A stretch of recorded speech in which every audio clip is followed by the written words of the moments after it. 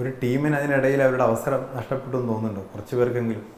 ഇല്ലില്ല, ഞങ്ങളിപ്പം ഈ ടൈം കഴിഞ്ഞവർക്കൊക്കെ മറ്റു ലീഗിലേക്ക് അക്കോമഡേറ്റ് ചെയ്യാനുള്ള പ്രത്യേക പാക്കേജുകളൊക്കെ ഞങ്ങൾ റിക്വസ്റ്റ് ചെയ്തിട്ടുണ്ട്. അത് മുസ്ലിം ലീഗ് അത് അംഗീകരിച്ചു. തലമുറ മാറ്റം ലീഗിൽ സംഭവിക്കുമ്പോൾ അത് സംഭവിച്ചുകൊണ്ടിരിക്കുന്നുണ്ടല്ലോ. പുതിയ ലീഡർഷിപ്പ് ഒരുപാട് ഇപ്പം താഴെ തലങ്ങളിലൊക്കെ വലിയ മാറ്റങ്ങളുണ്ടായിട്ടില്ല. ഒരുപാട് യുവാക്കൾ ലീഡർഷിപ്പിൽ വന്നിട്ടുണ്ട്. അത് മുകളിലേക്കും മാറുമ്പോൾ അതിങ്ങനെ കാലം മാറുമ്പോൾ അത് മാറി വരും എന്നുള്ളതാണ്. ആ തലമുറ മാറ്റം ഈ സ്ഥാനാർത്ഥിത്വത്തിലും പ്രകടമാകും എന്നുള്ളത് പ്രതീക്ഷിക്കുക അല്ലേ? അതെ, അതിപ്പോൾ സ്വാഭാവികമായ പാർട്ടിയാണ് തീരുമാനിക്കേണ്ടത്. അങ്ങനെയുള്ള മാറ്റങ്ങളുണ്ടാവും, ഇതൊക്കെ പ്രതീക്ഷയാണല്ലോ. അപ്പോൾ പാർട്ടിയിൽ ഇന്ന് മുസ്ലിം ലീഗ് എന്നും വ്യത്യസ്തമായ രീതിയിൽ ഒരു പുതിയ ഭാവന ഉണ്ടാവും. പുതുമുഖങ്ങൾക്കും യുവാക്കൾക്കും അവസരം ഉണ്ടാവും എന്ന് തന്നെയാണ്. അപ്പോൾ അതിന് എല്ലാവരെയും ചിലപ്പോൾ ഒരു പക്ഷേ മാറ്റി നിർത്താൻ കഴിയില്ല. ഒരു വിനബിൾ പോസിബിലിറ്റി കണക്കാക്കിക്കൊണ്ട് അതിനനുസരിച്ചുള്ള ഒരു ഈക്വേഷൻ ഉണ്ടാക്കുക എന്നതായിരിക്കും.